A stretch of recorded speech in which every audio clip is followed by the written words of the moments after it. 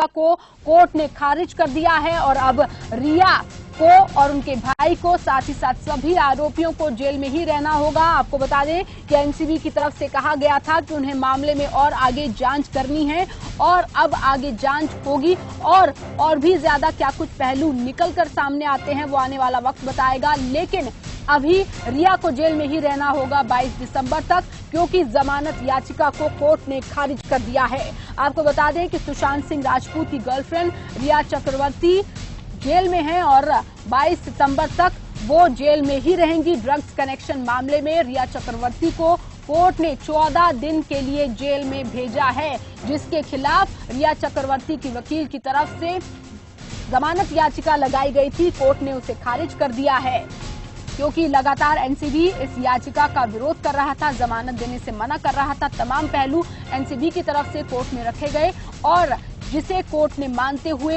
रिया की जमानत याचिका को खारिज कर दिया गया है। और आपको बता दें कि उसी के साथ साथ सभी 6 के 6 आरोपियों की जमानत याचिका को भी खारिज कर दिया गया है। आपको बता दें सुशांत सिंह राजपूत मामले में लगातार जांच तेज होती जा रही है। सीबीआई, ईडी, एनसीबी तीनों ही एजेंसीज जांच कर रही हैं और एनसीबी ने अपनी जांच में रिया को ड्रग्स कनेक्शन में संलिप्त पाया, जिसके चलते उन्हें 14 दिन की न्यायिक हिरासत में भेजा गया और इसके खिलाफ रिया ने जमानत याचिका लगाई, जिसे कोर्ट ने खारिज कर दिया है और 22 सितंबर तक अब रिया जेल में ही रहेगी। आपको बता दें कि बुधवार को कोर्ट ने रिया और शौविक समेत 6 अन्य की जमानत पर फैसला सुरक्षित रखा था और अब ये फैसला सुना दिया गया है। रिया की जमानत याचिका को खारिज कर दिया गया है। अब 22 सितंबर तक रिया को जेल में ही रहना होगा।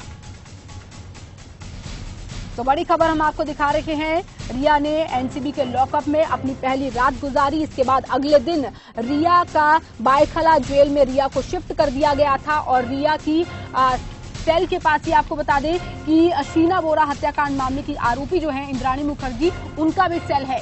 तो अब रिया को और न्यायिक हिरासत में रहना पड़ेगा। 14 दिन की न्यायिक हिरासत की मांग जो है वो की गई थी। 22 सितंबर तक रिया को जेल में रहना पड़ेगा। 22 सितंबर तक एनसीबी जेल में वो अब रहेंगी। सोमवीर श्योरान अधिवक्ता हमारे साथ जुड़ चुके हैं और ज्यादा जानकारी वो हमें देंगे। जी सोमवीर, क्या अब ये याचिका खारिज कर दी गई है, जमानत याचिका, अब रिया के पास और क्या कुछ विकल्प है?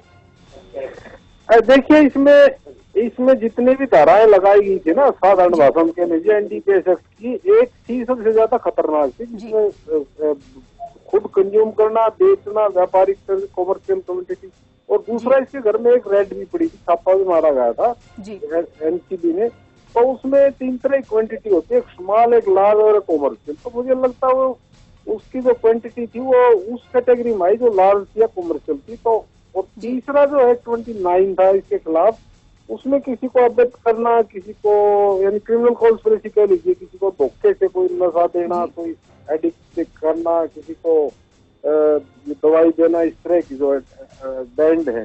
तो 29 भी देखिए 10 साल तक सजा है, प्लेंटी है उसमें, 10 लाख तक की।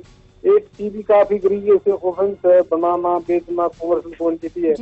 तो ये जो है इसमें बेल तो होनी नहीं थी। मैं कल आपके चैनल पर था, मैंने कल बताया था बेल 99% रिजल्ट होगी, क्योंकि एक सी लगा हुआ है उसमें। और इस स्टेज पे है जो भी ऑफेंस होता है, जो चालान है या जो पुलिस डायरी पेश करती है कोई भी एजेंसी, इन्वेस्टिगेशन एजेंसी, जैसे एनसीबी कर रही है इसमें, वो बहुत ज्यादा डीपली कोर्ट नहीं जा सकता, क्योंकि वो मैटर ऑफ एविडेंस होता है। फिलहाल सिर्फ जो मटेरियल आपने एविडेंस करेक्ट की है, जो रिकवरी की है, वो उस ऑफेंस की जो आपने ऑफेंस धारा लगाई है उसकी डेफिनेशन में आना चाहिए, वो उस डेफिनेशन में कवर होना चाहिए।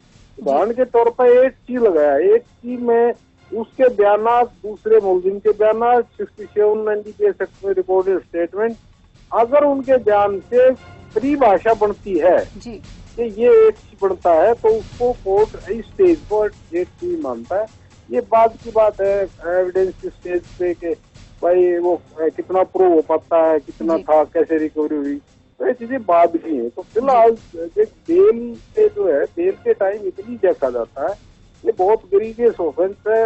और दूसरा, बेल देते वक्त कोर्ट का डिस्क्रिप्शन ये भी रहता है कि ये कहीं इन्वेस्टिगेशन को इम्प्रेस ना करे, तोड़ मरोड़ ना करे, गवाहों को कोई थ्रेट ना करे, धमकाए ना, या फिर ये सोल्ड कर जाए, देश छोड़ जाए, या जब भी कोई एजेंसी एनसीबी है या कोर्ट बुलाए तो ना आए। तो इसमें बेल में देखिए ये नेचर देखा जाता है। तो अभी ये बेल रिजेक्ट होनी थी, मैंने जैसे पहले ही बताया, आपको कल भी बताया था कि ये बेल नहीं होने की। और ये अभी देखिए चार्जशीट में फाइल हो जाएगी तब इस एनडीपीएस एक्ट में इनकी बेल के चांस बनते हैं। जी, तो अब कब दोबारा से रिया चक्रवर्ती की ओर से ये जमानत याचिका जो है वो लगाई जा सकती है और कितना फायदा होगा, कितना कमजोर है रिया चक्रवर्ती का केस? देखिए उनके सिंपल से एलिगेशन है, जो सूत्र बताते हैं, सिंपल से एलिगेशन है कि मेरे को एनसीबी ने टॉर्चर किया, मेरे को प्रेशर किया, इन प्रेशर में मैंने बयान दिए हैं, जो भी डिस्क्लोज किया है, जो भी रिकवरी दी है, जो भी कबूल किया हो मैंने, ये एक जर्नल और बिल्कुल वेरी कॉमन स्टेटमेंट और ग्राउंड्स होते हैं। क्योंकि कोई भी मुल्जिम है, कोई भी वैसे भी किसी इन्वेस्टिगेशन से आएगा वो यही बात कहता है। और देखिए मैंने कल भी बताया था, एनडीपीएस एक्ट में थोड़ा सा सेपरेट है दूसरी सीआरपीसी प्रोविजन। इसमें जो स्टेटमेंट जो सीआरपीसी के 161 में जो रिपोर्ट किए जाते हैं उनकी इतनी अहमियत नहीं होती, बल्कि उनको फिर 164 सीआरपीसी बिफोर मजिस्ट्रेट जो बयान होते हैं वो एडमिशेबल कंपेरेटिवली ज्यादा होते हैं। और एनडीपीएस एक्ट की 67 जो सेक्शन है उसमें जो भी कन्फेशन स्टेटमेंट है उसको कोर्ट मानता है एडमिसेबल कंपेरेटिवली उससे ज्यादा है। ये भी ऐसा भी नहीं है कि जो 67 में अक्यूज ने मान लिया, कबूल कर लिया, कन्फेशन कर लिया, उसको एज इट इज कोर्ट मान लेगा, उसी के बेसिस पर कोई कन्विक्शन सजा कर देगा या कोई पेनल्टी डाल देगा। इसमें यही है कि जो भी धारा लगाई गई है उसका कन्फेशन है, कोर्पोरेट होता है। और दूसरा रिकवरी भी इनसे हुई है, इसके सोविक से हुई है।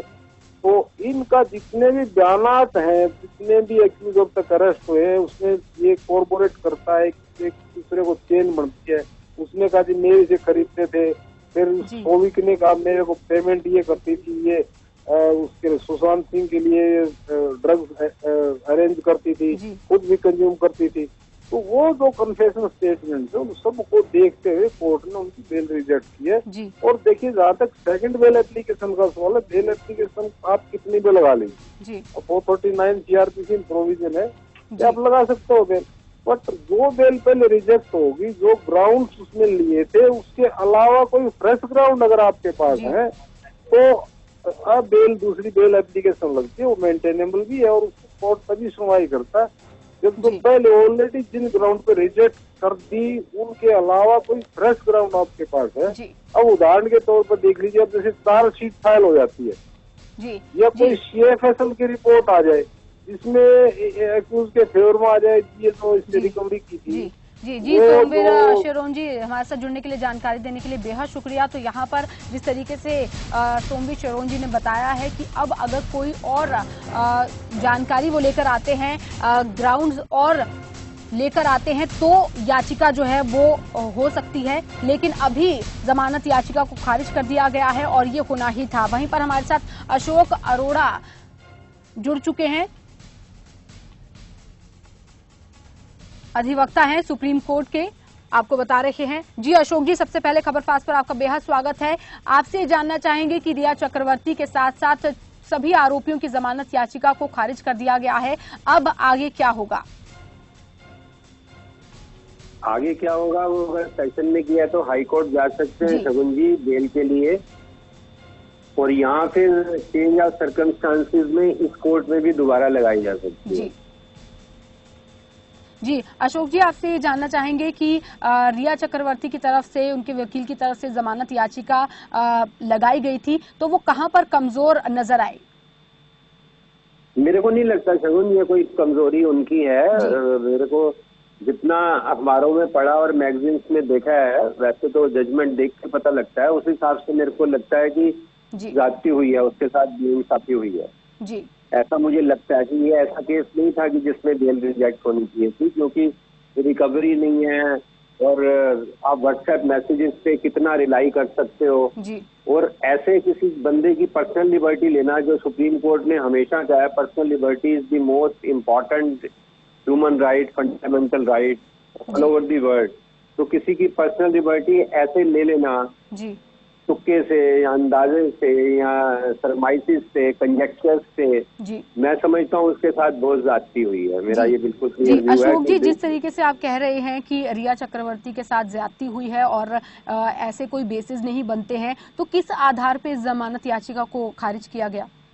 अब यही फैसला शगुन देखो हमारे पास नहीं है, लेकिन कोर्ट कुछ भी लिख देती है। क्या लिखा कोर्ट ने हमें नहीं पता है, लेकिन जितना मेरे को 40 साल की क्रिमिनल लॉ डील करने की थोड़ी बहुत अक्ल है या जितना समझ आया, मेरे को लगता है कि ये फैसला, जितनी चीजें अखबार में मैगजीन्स में अब तक आ रही थी उनके खिलाफ जो थी, this was not a case in which bail should have been rejected. I am very clear on that. This is great injustice not only to an individual, it is great injustice to society. क्योंकि जब ऐसे फैसले आते हैं कई बार तो society का faith खत्म होता है कोर्ट से, सोसाइटी का फेथ खत्म होता है जुडिशियल सिस्टम से, कि चलो पुलिस तक की तो जाती फिर भी बर्दाश्त कर ली हमने, पहले तो पुलिस को ही नहीं करना चाहिए। मेरे को तो लगता है ऐसे केस में even arrest was unjustified. Supreme Court ने ये कई बार कहा है कि person should not be arrested just because it is legal to arrest. It should not be only legal to arrest, it should be justified to arrest. मेरे को नहीं लगता कि एनी कोर्ट, एनी पुलिसमैन और any officer can justify this arrest when it will come to trial. लेकिन अफसोस की बात यह कि उस बात को पता करते करते पता नहीं कई साल लग जाएंगे, तो कब तक आदमी जेल में रहेगा। ये बहुत बड़ा बेइंसाफी, मैं तो ये कहता हूँ ये इंसानियत के खिलाफ बेइंसाफी है, ह्यूमैनिटी के खिलाफ, जुडिशरी के खिलाफ, फेयरनेस के खिलाफ। जी अशोक जी, जिस तरीके से आप कह रहे हैं कि ये दो व्हाट्सएप बेसिस पे अरेस्ट कर लो और फिर बेल रिजेक्ट कर दो। जी अशोक जी, जिस तरीके से आप ये कह रहे हैं कि ये गलत किया गया है, ऐसे बेल रिजेक्ट नहीं होनी चाहिए थी, तो क्या आपको लगता है कि कहीं ना कहीं कोर्ट पर भी प्रेशर है, जिस तरीके से मामला इतना अतूल पकड़ता जा रहा है? क्या प्रेशराइजेशन की वजह से ऐसा किया गया है? देखिए शगुन, हमें इस बात पे नहीं जाना चाहिए। हम ये नहीं कह सकते कि प्रेशर से किया है, ना ही आपको ये चर्चा करनी चाहिए कि प्रेशर है या नहीं है, क्योंकि ये बातें कुछ ऐसी हैं जो। तो फिर क्या वजह आप इसकी मानते हैं? वजह गलत फैसला तो गलत फैसला ही है ना। गलत फैसला तो उसके क्या रीजन हो सकते हैं? आप यही कहते हो कोर्ट वाज रॉन्ग। जब आप अपील करते हो तो आप ये नहीं कहते हो कोर्ट ने प्रेशर में किया है। हाँ, इसमें मजे की बात यह है जब कोर्ट प्रेशर में होती है तब भी आप कहते नहीं हो प्रेशर में किया। वो बात पर्दे में ही रहती है, वो पता नहीं कब खुलती है, किससे खुलती है, जुडिशियल डिसिप्लिन में जाके उसका खुलासा कब होता है वो मुझे नहीं पता ऐसा, लेकिन होता है। ये बात तो पक्की है कि ऐसा होता है कि कोर्ट कई बार फैसला प्रेशर में भी देती है, पर ये फैसला प्रेशर में दी है ये बात हम नहीं कर सकते। ये देखिए, ये एक अच्छी बात भी है और मैं समझता हूँ कि अशोक अरोड़ा जी, लेकिन जिस तरीके से आप कह रहे हैं गलत है, ये मैं दावे से कह सकता हूँ फैसला गलत है, मेरा एक्सपीरियंस। जी यही मैं आपसे समझना चाहती हूँ कि जिस तरीके से आप कह रहे हैं कि ये फैसला गलत है, रिया चक्रवर्ती के साथ कहीं ना कहीं नाइंसाफी हुई है, तो ये आप किस बेसिस पर कह रहे हैं? कोर्ट पर सवाल उठा रहे हैं? रघुन, मैं तो लॉ के बेस पे कह रहा हूँ कि ऐसे केस में जिसमें कोई रिकवरी नहीं है, जिसमें व्हाट्सएप मैसेजेस हैं, एक बंदा चलो अगर वो ड्रग लेता भी था तो वो तो यूजर था, तो यूजर के खिलाफ थोड़ी इतना सीरियस होता है। और यूजर बेचारा चला गया तो यूजर को जिसने प्रोवाइड करी या जिसने अरेंजमेंट करा उसको उठा के बंद करो, उसका धंधा थोड़ी है। जो मेरे को फैक्ट से लगता है रिया चक्रवर्ती का धंधा थोड़ी है। एनडीपीएस एक्ट इसलिए बना था जो लोग धंधे में है उनको 20 साल सजा हो। अगर मेरा बेटा ड्रग लेता है और मेरे को उसको बचाने के लिए किसी टाइम मैंने बिल्कुल एक दवाई के तौर पे दी है, तो मतलब मेरे को 20 साल थोड़ी सजा करोगे या मेरे को जेल कर दोगे? अशोक जी जो कर रहे हैं उनके खिलाफ कानून बना है।